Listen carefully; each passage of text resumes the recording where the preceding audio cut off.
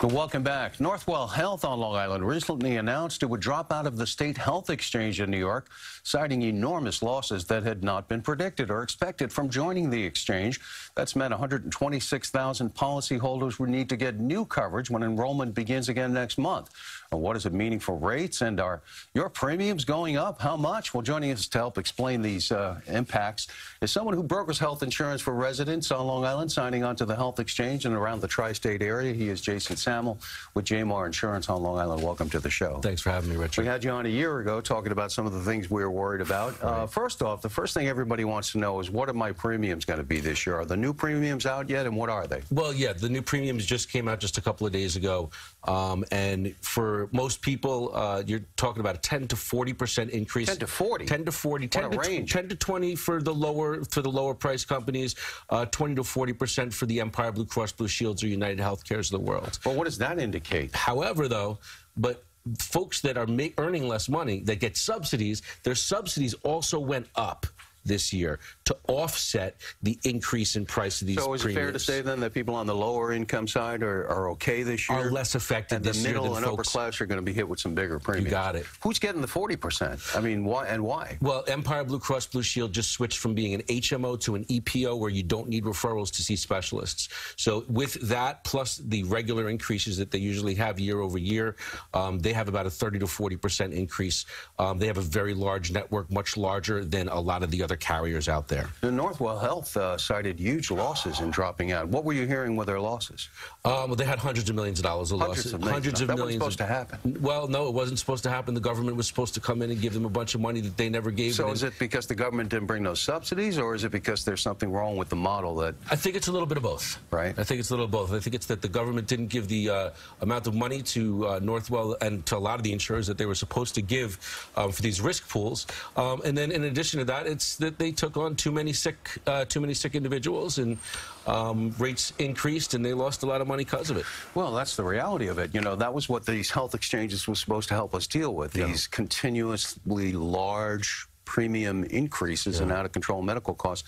Has it helped in any way in that? Well, we're still living in an unstable market. I mean, we're not going to talk too much about the government, but, you know, we're living in a very unstable market, insurance market. You mean the debate going on in Washington about what in the world's going to happen? Well, it affected rates. It affected rates. New York State specifically, because they were unsure if they were getting a certain amount of money from the government for cost sharing.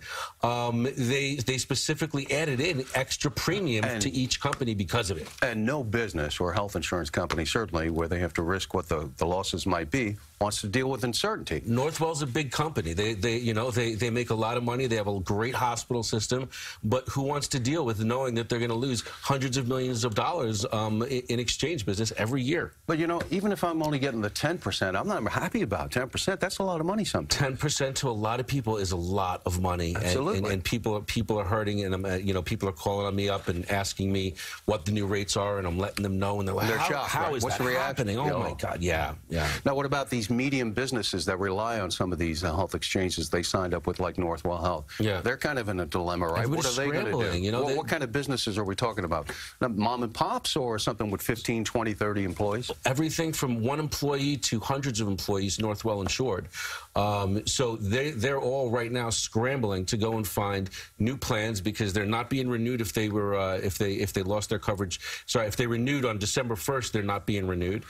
January 1st coverage is not being renewed. So everybody is going and scrambling to find new plans. Well, Northwell Health has got some criticism and letters to the editor in the newspaper saying, you know, why did you abandon this system? But, you know, you kind of see both sides of it, too, because if you're losing hundreds of millions of dollars, how do you sell that to your board? Right. And your institution can take that much losses? And did they abandon the system, or did the government abandon them? Yeah, that's the debate. Yeah. But meanwhile, what do these people do? And Northwell Health is not the only one, right? There are other people. How many total people have dropped out of the exchange? Well, you're talking Northwell Health with about 125,000 people that are leaving, that are going to be dropped from their plans. Then you're talking Affinity Healthcare. It also just stopped offering plans in the New York State Exchange this year, and that's another pretty big hit. They were one of the lowest priced insurers out there.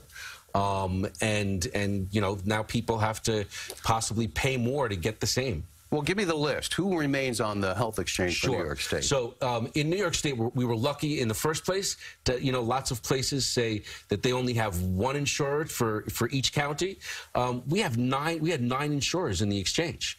So that's high compared to some of these places that very high compared to some others. Where there's not a lot of options. We have Empire Blue Cross Blue Shield. We have United Healthcare. We have Emblem Health. We have Health First. We have Oscar, United Healthcare, and Metro Plus, and Fidelis are the remaining carriers. So those are the people that you would be looking at. Yes. And so now I'm a person who maybe one of these companies says you're out. Well, yeah.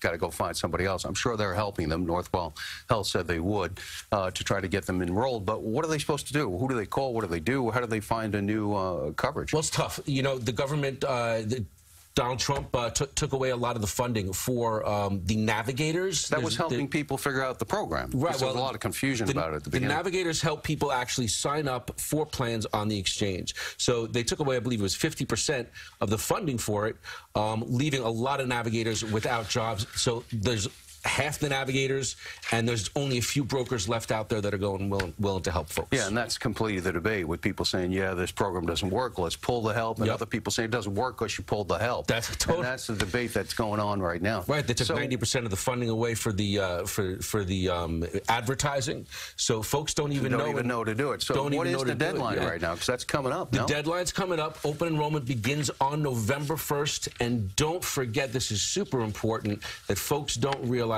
open enrollment goes all the way through to January 31st so you have a little bit of time, but you got to get on this, folks. It's coming up very quickly, and some premium sticker shock coming.